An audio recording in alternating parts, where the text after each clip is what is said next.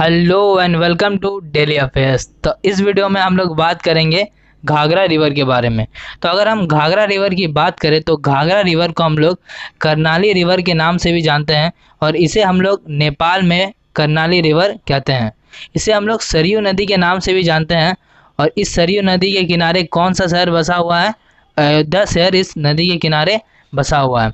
अगर हम इसकी टोटल लेंथ की बात करें तो इसका टोटल लेंथ है 1080 किलोमीटर और ये कवर करता है 1,27,980 वर्ग किलोमीटर।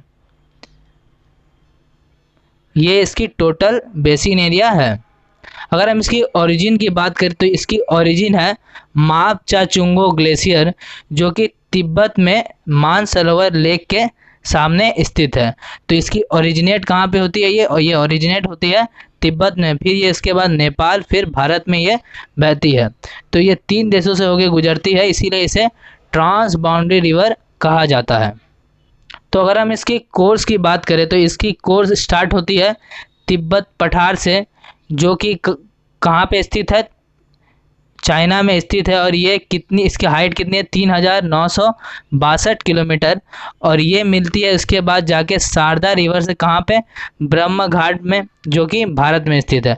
उसके बाद ये फ्लो करती है साउथ ईस्ट की तरफ और फिर ये एंटर करती है यूपी, फिर बिहार और अंत में जाके ये रवेलगंज में, जो कि छपरा डिस्ट्रिक्ट में है, वो आके गंगा में मिल जाती है।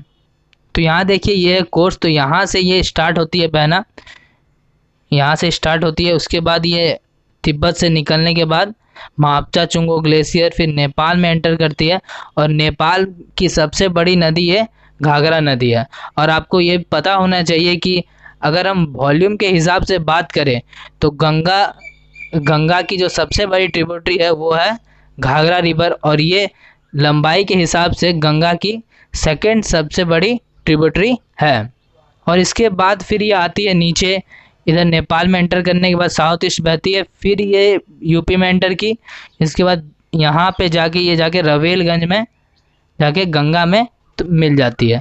तो ये बहुत ही इम्पोर्टेंट रिवर है नेपाल के लिए, क्योंकि ये वहाँ लोगों को बहुत ही लार्ज स्केल में पानी पहुँचाती है। और इस पर एक डैम भी बना हुआ है जिसका नाम है अपर कर्नाली डैम, जो कि नेपाल में स्थित है और ये 900 मेगावाट बिजली प्रोड्यूस करती है।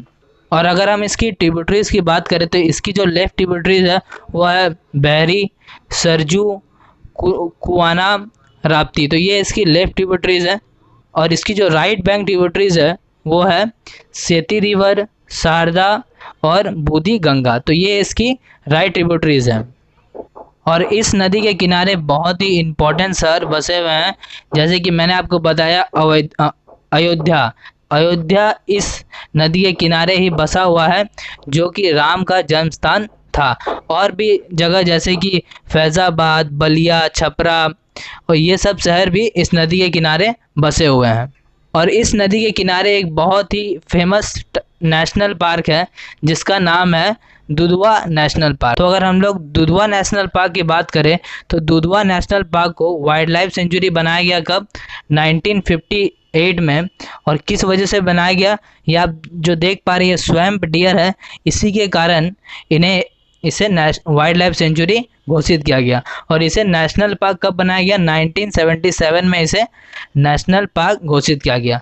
और इसके बाद 1979 में इसे टाइगर रिजर्व भी बनाया गया, क्योंकि यहाँ बहुत ही ज़्यादा मात्रा में टाइगर पाए जाते हैं। और अगर हम 2019 की बात करें तो 2019 में यहाँ टोटल टाइगर है 173 टाइगर हैं। और पिछले ही साल इसकी जो टाइगर की आबादी थी वो लगभग 70 बढ़ गई है। तो ये बहुत ही इम्पोर्टेंट टाइगर रिजर्व है, क्योंकि लगातार यहाँ पे टाइगर बढ़ रही है और ये बायोडाइवर्सिटी के लिए बहुत ही इम्पोर्टेंट प्लेस है ये दुधवा नेशनल पार्क। और अगर हम इसकी हिस्ट्री की बात करें, हिस्ट्री में एक बहुत ही इम्पोर्टेंट लड़ाई लड़ी गई थी इस नदी के किनारे। दो बहुत ही बड़े गवर्नर, एक थे अवध के और एक थे बिहार के, इन दोनों के बीच में ये लड़ाई लड़ी गई थी। और ये लड़ाई अवध की तरफ से लड़ रहे थे आमीन खान और बिहार की तरफ से लड़ रहे थे तुगन खान। और ये लड़ाई हुई थी लगभग 1300 एडी में। तो ये बहुत ही बड़ी लड़ाई थी जो कि इन दोनों के बीच में हुई थी और ये लड़ाई इस घाघरा नदी के किनारे ही लड़ी गई थी। तो मैंने घाघरा रिवर को पूरा कंप्लीट कर लिया है। तो थैंक यू। चैनल को लाइक करिए, सब्सक्राइब करिए और बेल आइकन को प्रेस कर दीजिए।